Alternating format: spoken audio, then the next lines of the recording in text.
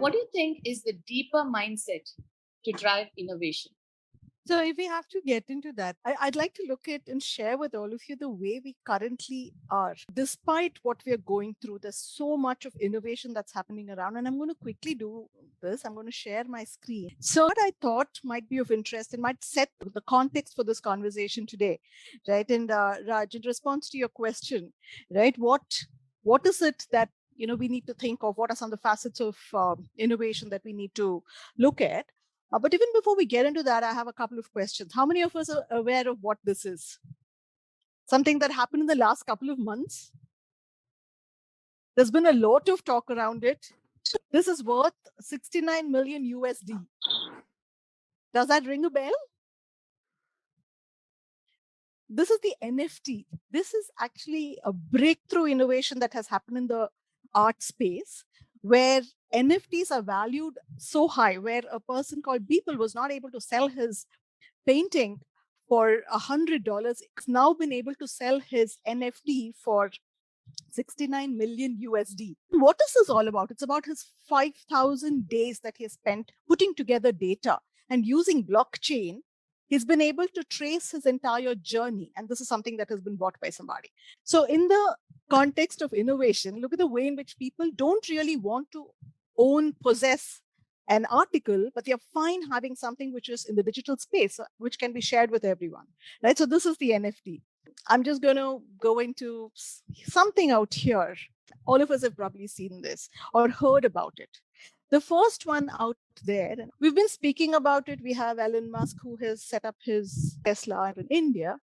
And very soon, we're going to be seeing a lot of the driverless cars. We're talking about autonomous cars. We're talking about cars which are driverless. And the whole idea is how immersive is the experience going to be for you and me? That's the level of innovation, where there was a time when without a driver, we couldn't step out for anything, right? And we're getting into a space where we're looking at driverless cars. Look at this other one, which is about a robotic AI engineering that has happened, where a person with an amputation does not have to worry about what is going to happen in the future at all, because he is going to be enabled to walk just as seamlessly as he used to do earlier. Given you out here is areas where disruptive innovation has come in a very, very beautiful manner. And it's here. And we're talking about 2020. It's not like something that is part of our science fiction movie. All these are things that we're hearing about, and some of it is actually happening in Chennai. There is work that is being done extensively in the picture out here, which is a 3D image. So they're actually coming up with a 3D image of the heart. So people who have problems with the heart won't be in a situation where they really have to grapple around with, problems around the cardiac. Let's look at the other one, which is about drones. How are we using drones? Drones as delivery machines, drones that are going to be providing fertilizers for large fields. So in the agricultural sector, there's so much of disruptive innovation where dependence on human beings are going to go away, or it's going to reduce, which is also going to make those people start focusing on things that are going to be more relevant to the end users. Or look at the last one, which is all about IoT and wearables, and all of us are using it in some way or the other. The point is, disruptive innovation is about taking innovation to a totally different level. How can you create new markets? And that's exactly what this is about, right? Innovation happens in an everyday life, right? It could be through jugards and all of it. You have these incremental changes that we make when we're probably trying to block the sun from your balcony or something like that. But if it is out there, which is relentless and which is trying to bring about some kind of a radical change and new markets, that gets classified as disruptive innovation. Take a look at what we have heard in the last 1 week or 10 days. Does this ring a bell? How many of us want to be tourists in space? And then we can be part of the Virgin Galactic, right? This is what Richard Branson did about 7 to 10 days ago. And he had a dream. And I'll come to your question, Raj. There is something that happens within people who are creating these new markets, right? They believe in themselves. They believe that they have something, irrespective of what anyone else thinks, whether it's possible or not. They believe that it is truly possible for them to take something from point A to point Z.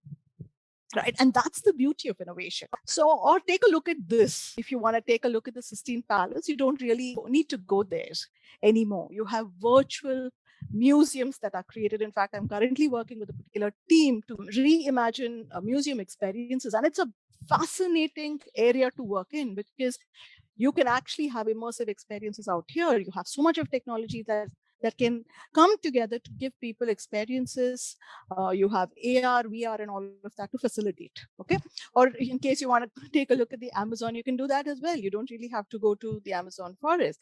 So the world has changed, the world is changing, and this kind of disruption is something which is very fascinating. When Clayton Christensen spoke about it in 1997, he spoke about an innovator's dilemma. He said that it's very difficult for people to understand what to innovate because large enterprises, large organizations are trying to bring about radical changes. Let's look at how education has completely changed as of today. Right, everyone is moving in the direction of platforms. How was it possible? Was it just because technology was available? And with that, I'm just going to stop sharing this and then come back to your question, Raj, which is, what are some of these elements that actually make these grand dreams happen? The first in line that comes to my mind is what Elon Musk always speaks about, which is the why. Right? Why shouldn't it be different from what it currently is? Right? Or why should I bring about some change instead of what is it that I want to do, or how do I want to do it, which is more the technical and the operational part of it. How can we start thinking in a very strategic manner? And this is something that a lot of radical thinkers or disruptive innovators bring to the table, which is the why question. Yeah. The next one is about polarity mindset. There are a whole lot of things that are happening, right? However, it is the power of collaboration. How can I just not accept something the way it is and also start looking at bringing about changes out there? It's not just about what is it, but and the and element that we need to bring in. And that is so beautiful because that also talks about your cognitive flexibility. You see something that is happening and you believe that you might think that that's not possible. Instead of that negative approach to that, how can I start looking at, I have an idea, how can I weave it into something that already exists? Right? So that's the cognitive flexibility or the polarity mindset that can really help in disruptive innovation. The third out there is the ability to accept failures. Not everything that you're going to come up with or design is going to be a lot of success. It's also going to be, you're going to have failure. So instead of creating a whole lot of things and putting in a lot of effort, how can we start embracing failure a lot earlier, right? This fail fast mindset is something that is a lot of organizations are working on it. A lot of parenting is also about accepting failures, because when we as parents start helping people to accept failure, they start looking at failure as a very insignificant thing because they're going to learn from it instead of allowing that to be pulled down. Right? The next one is empathy. The fourth one that I want to talk about is empathy. We speak about empathy quite a bit, but when we're talking about the mind of a disruptive innovator, he needs to understand what is actually hurting, or what are some of the pain points of those end users. And that's where empathy comes in. Do I really know what happens to that patient who goes to the hospital and is not able to access the kind of medical facilities he or she needs at that particular time? Or let's say there is somebody at a ticketing counter and is trying to get some tickets and is not unable to do that, or is trying to get some kind of a facility or a service. What is the kind of empathy a disruptive innovator needs to have? It's not about, I have this particular solution and I'm going to offer it to you on a platter, but it's more along the lines of what is the actual need? And that's where empathy comes in. The inquiry, the questioning, to be with the other person to understand, I might have something to share or offer as a product, but what is the actual need? And that's the client centricity that I'm also talking about.